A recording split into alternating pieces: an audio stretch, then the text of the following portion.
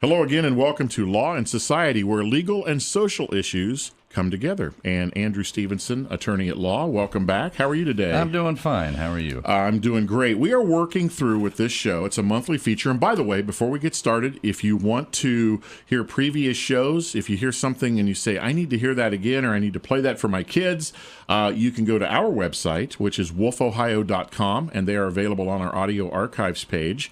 And I believe you've cross-linked them on your site as well. I have.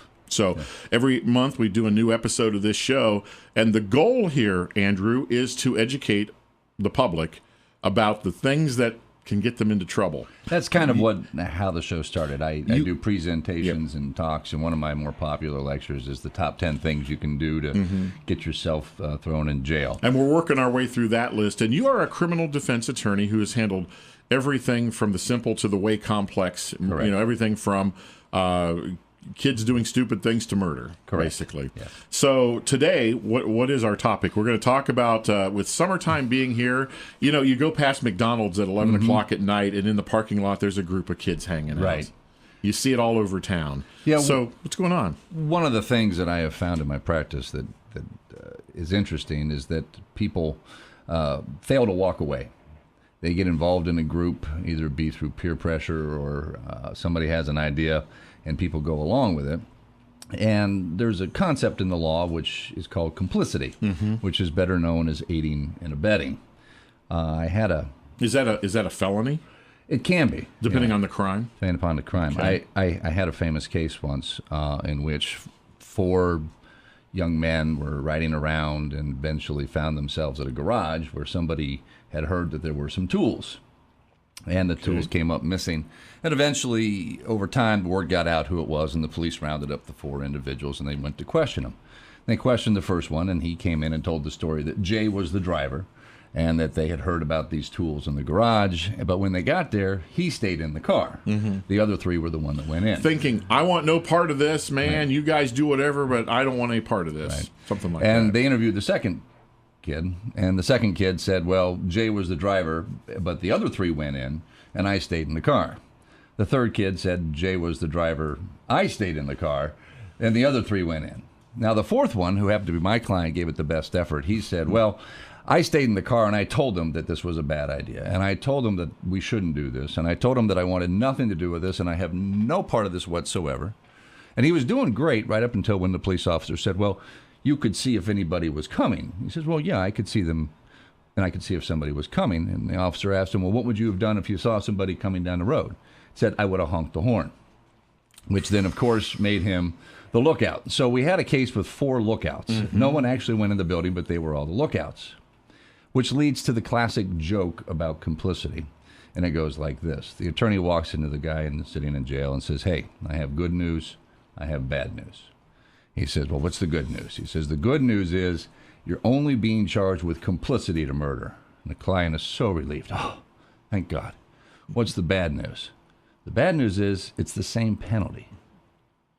What people don't understand is that just because you're the lookout means you get charged as though you were the principal offender. So you can be tangentially or just minimally involved in something and find yourself in very big trouble. Okay, so let's break this down a little bit, because this is a great story.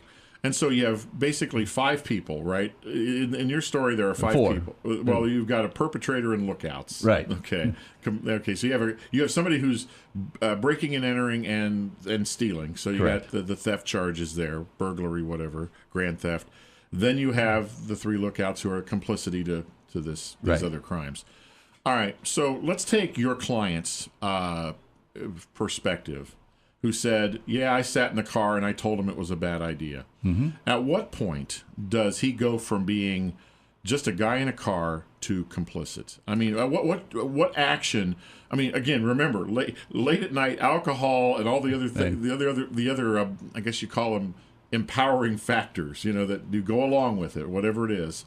At what point, how do you stay clear of that? At what point did your client Cross the line? Go off the track. Yeah, go across the line. As soon as he said he would have honked the horn. Really? Yeah. All it takes is you have to have a mental perception or a mental mindset that you are aiding or assisting or providing any form of assistance to somebody. Of aid to anyone who's committing a crime. All right. So, for example, said, if you give somebody a ride and you know that they are going to go purchase drugs, and then they take those drugs and get in your car, you have now committed permitting drug abuse in a motor vehicle, which is a felony. So back to your client. Yeah. So he's sitting there, and let's say he was not going to honk the horn. Let's say that he's just going to sit there and just keep his mouth shut.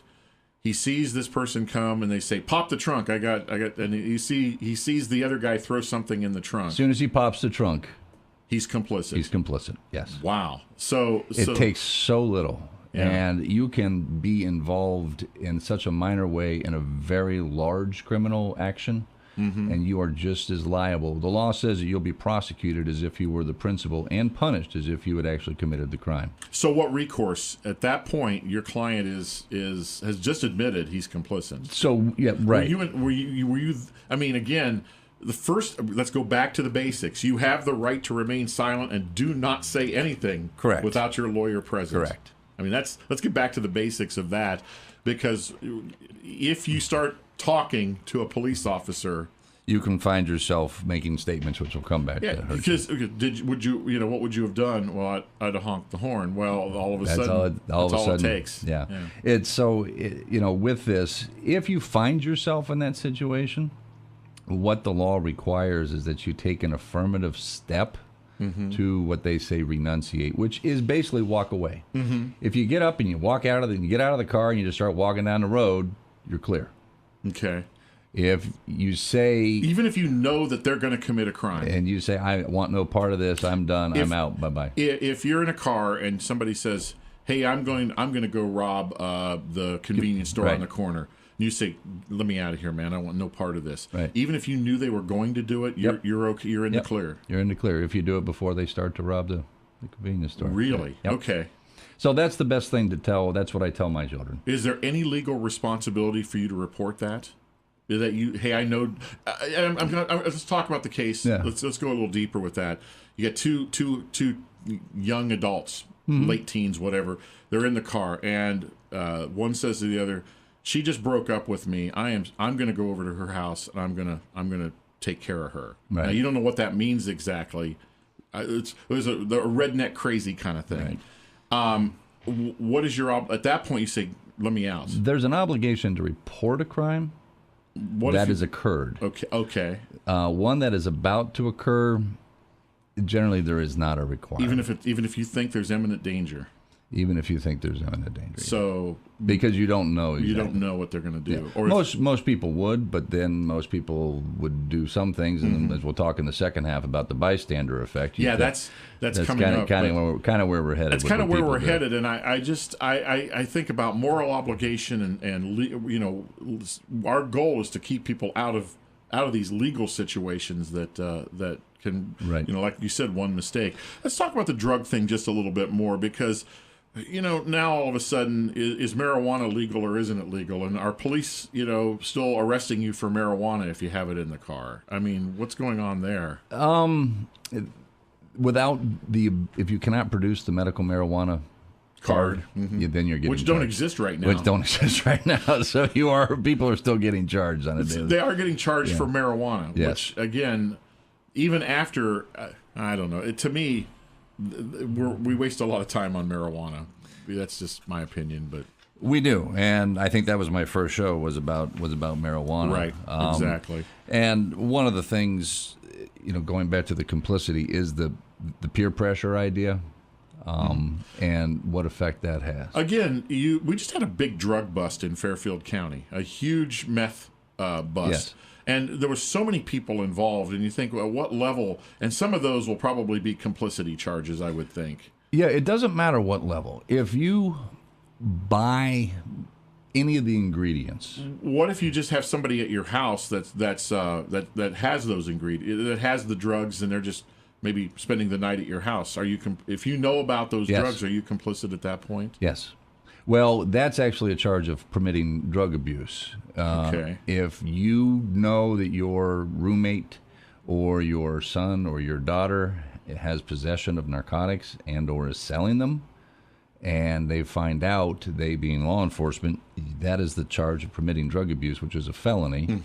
And you lose, if it happens on a car, you lose your driver's license as well. So any place where drug activity is going on, whoever lives there or owns it or is in charge of the residents can be charged as well. Now, does that also bring into bear the forfeitures? You know, if there's a lot of seizure and forfeiture that can happen to assets. But not of homes. Okay. Yeah, no, it's basically limited to cars, money, things along those lines. Okay, but not the home itself. Not the homes, yeah. So that's one thing that I guess you don't have to worry about. Yes.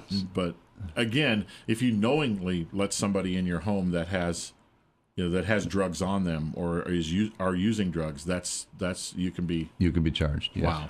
Okay, we're coming up on our first break here. Andrew Stevenson, attorney at law. This would be a good time to remind folks your website is StevensonCriminalDefense.com. And again, if you get, I guess the magic point is where the police officer says, or the police say, come down and talk to us, right? We need to talk to you. Best thing to do is say, I would like to speak to a lawyer I first. would like to speak to a lawyer first, and then exercise that right to remain silent until your lawyer tells you otherwise. Correct. We'll be back in a few minutes. You're listening to Law and Society right here.